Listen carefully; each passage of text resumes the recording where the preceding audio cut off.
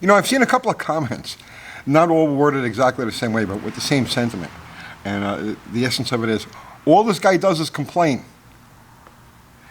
Well, yes and no. You have to understand the purpose of this channel, why we do the types of videos that we do. And we're not trying to teach, right? This isn't school. We're not trying to teach anybody.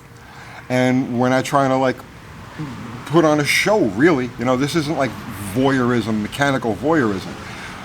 This channel is about sharing information. That's what it is. It's about sharing information. It's about the things that I come across and how they are and what they are and what does it mean in the bigger picture and how can you protect yourself or cover yourself or learn from my whatever I'm doing. But I have been complaining a lot.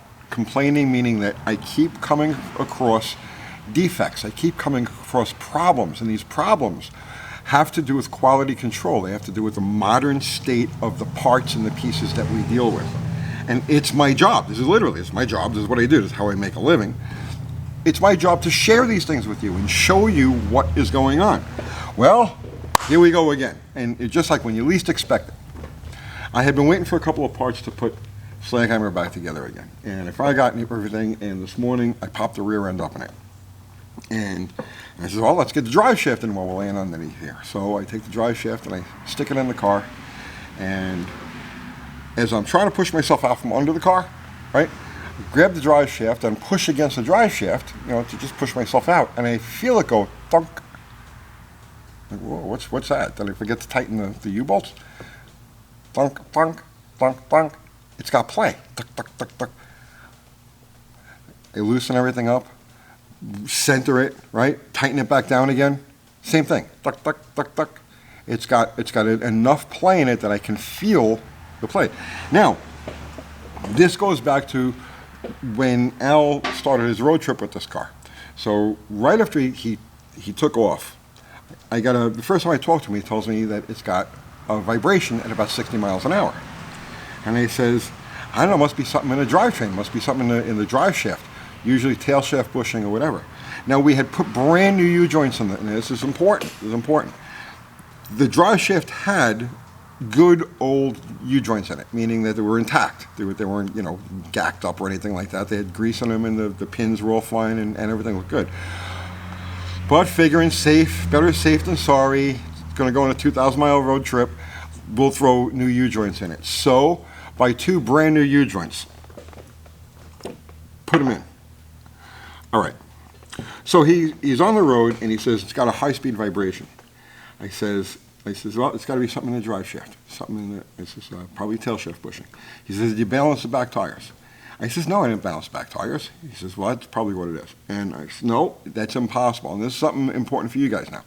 You got a vibration. You're driving around the road 50, 60, 70 miles an hour. You have a vibration. It's not back tire balance. You'll feel front tire imbalance because of the nature of a front suspension. Your steering is there. So anytime the tire wants to wander from straight, it's going to move the steering, and you'll get wobbles, you'll get all kinds of stuff. But you literally have to go 300 plus miles an hour to get enough spin on a back tire that you would feel a, quote, vibration going through the car. So it has to be something in the drivetrain, and it's usually something between the tail shaft bushing and the rear yoke. All right. So he finishes the road trip, and I got into the back of my mind, well, the car has a vibration up at around 60 or so keep an eye open for that. Well, I found it, and it was in the U-joints, and it was that slop, that 40 or 50 thousandths of an inch worth of slop back and forth. So here's what I found. And this is, okay. These are the caps that came off of the drive shaft that's in the car now, the new U-joints that we put in. This is an original cap that I grabbed off of a drive shaft that we got laying around here, just to make measurements off of. So what I found here is that the diameters of the caps are exactly dead nuts on, right? All of the dimensions, the major dimensions of the caps are exactly right. So we know that that's not an issue. But then I'm looking at, and I noticed that the C-clip fits in the groove sloppily, right? So you see that? So I grab a feeler gauge, and what I have here is 26 thousandths of an inch. There's a 26 thousandths of an inch gap between the C-clip and the edge of the groove. Here, on an original, the smallest gauge I have here is 7 thousandths of an inch, and I couldn't get that in there. So this gap right here between the C-clip and the edge of the groove is somewhere between like 3 and 5 thousandths of an inch, which would be about right. That's like, you're going to put it together, and it's just sloppy enough that you can assemble it without any problems. But you literally cannot move this C-clip in here in any appreciable way.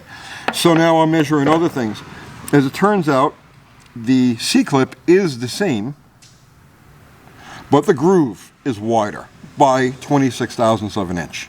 All right, fine. Go get another U-joint, right? Go get another U-joint. Here's another brand new U-joint, right out of the box. Different manufacturer even, okay? Brand new. And what do I got? These are the C-clips that were supplied with it. See the play? 26 thousandths of an inch.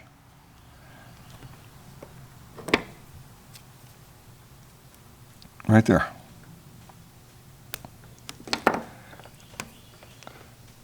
So what's the moral of the story here? The U-joints, the aftermarket U-joints are identical in every way. The caps are identical in every way, every dimension. The only difference is the width of the groove. Now, if I remember correctly, it's been a while since I did U-joints on a Ford, but if I remember correctly, the Ford always had a slightly wider C-clip. So it appears to me that whoever these manufacturers are, whoever manufactured these, and like I said, they're two different U-joints, two different companies, bought from two different places, but they have the same defect. So whoever is machining these things is machining the clips, the grooves, to fit the wider Ford C-clip. And that's why we've got this slop. So what do you do if all of them are the same way? Well, you have to be a mechanic about it. And that's the difference between a mechanic and a parts changer, right? So the mechanic looks at the situation and says, well, what can I do that it will be an effective fix for this? And in my case here, what I found was, and I've already mocked this up, so it'll work. What I found here is that this is 25 thousandths of an inch stainless steel wire. So if I wrap the wire into the groove, and the wire goes right down into the groove, and assemble it with the wire, well, obviously I'm just trying to show you what I'm doing here, but with the wire twisted off so it stays in the groove, it takes up the slack, and there's zero play. The drive shaft goes in and out exactly the way it's supposed to, and it'll work.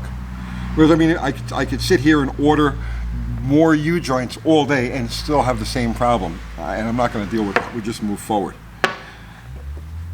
There was a time when you were a mechanic, you knew that there were certain things that you had to pay attention to.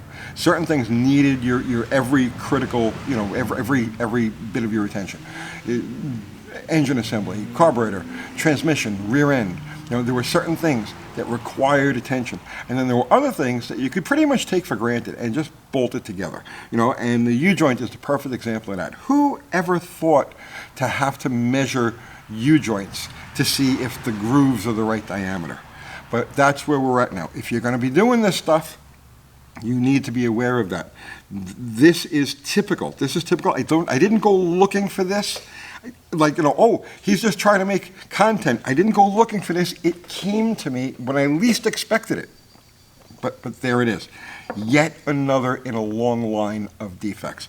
If you're going to be doing this stuff, pay attention to every detail, because something like that will drive you out of your mind. You know what I mean? Like, okay, I just put new U-joints in this thing. Why is it vibrating, right? Well, it's because the grooves are too wide. Hopefully tomorrow we have a happier video, right? I'll see you tomorrow.